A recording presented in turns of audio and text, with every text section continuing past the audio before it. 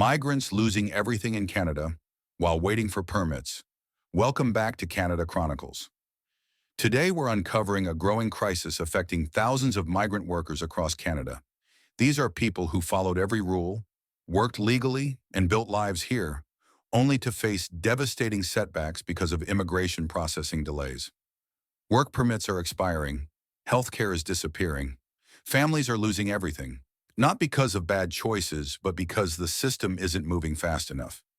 In this video, we'll explain how long wait times for work permit renewals and labor market impact assessment approvals are pushing migrants into undocumented status, and what that means for their futures, their families, and Canada's economy.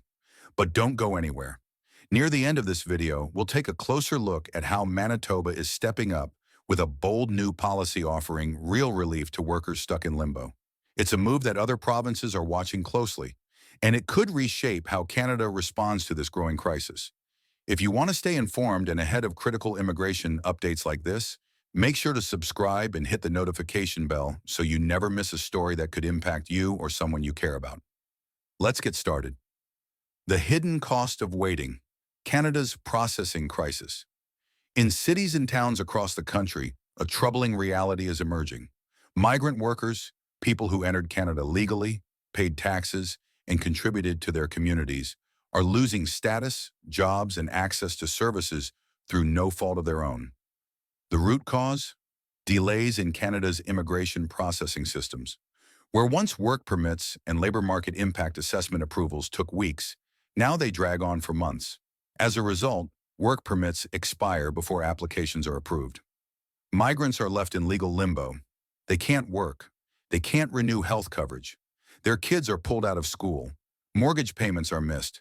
Entire lives are left hanging. Human toll, lives put on hold. Devi came to Canada with her family looking for opportunity. She found steady work at a hotel in British Columbia, bought a home, and settled into her community. But when her permit neared expiry, her employer applied for an LMIA renewal. Months went by, no response. Her permit expired, and when she experienced medical complications, she stayed home. Without health insurance, she feared the hospital bill. She lost her baby, not because she broke a law, not because she took a risk, but because the system didn't move in time. Her story, while heartbreaking, is not unique. Similar cases are being reported across provinces. These delays are not abstract. They're destroying real lives. Policy shift, from openness to tightened control. Canada has long welcomed immigrants as a pillar of economic growth, but 2025 has seen a noticeable policy shift. The federal government, under growing pressure related to housing shortages, healthcare strain, and public infrastructure, has scaled back its immigration targets. Instead of comprehensive pathways to regularize undocumented migrants, the focus has narrowed to temporary pilots for specific sectors. This retrenchment leaves thousands in limbo. Many were on legal pathways to permanent residency. Now they're cut off, not because they failed, but because their files didn't move fast enough. What's also shifting is how immigration is being discussed in the public sphere.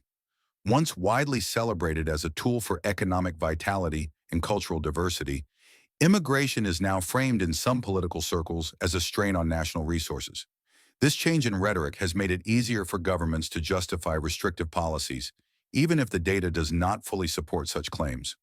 As immigration becomes a more divisive political topic, policy decisions risk being shaped more by fear and polls than by long-term national interest or humanitarian commitments. Falling through the cracks. The migrants losing status today didn't cross borders illegally. They didn't disappear from the system. They followed every instruction, but the system stopped working. Permits expired mid-process. And because there's no automatic protection during pending renewals, these migrants lose status. Once that happens, the consequences are swift and brutal. Health cards are deactivated. Access to public services is cut off. Many lose jobs or housing. Some resort to working under the table. Others vanish from public life altogether. Legal limbo and the rise of exploitation. When the law stops protecting people, they become targets. In farms, cleaning companies, food factories, and care homes, undocumented workers are often paid in cash, without contracts or protections. They take risks because they have no choice. At the same time, some consultants are taking advantage of desperation. They promise fast-track permits, permanent residency, or even asylum options for high fees. Migrants pay, but many never receive what they were promised. It's a shadow system built on broken trust. For many of these workers, the fear of speaking out is compounded by language barriers, a lack of awareness about their rights, and isolation from support networks. In some cases, workers are relocated frequently or intentionally kept in remote locations by employers or intermediaries to avoid scrutiny. Without legal channels for recourse or even access to basic legal information, many feel they have no option but to accept unsafe or exploitative conditions in silence. This deepens the power imbalance and creates a cycle of dependency that is hard to break without meaningful intervention. A family's unraveling. Fareed lived in Ontario with his wife and kids. He worked in auto manufacturing, paid taxes, contributed. But when his employer applied to renew his LMIA, the delay outlasted his permit. He lost his job.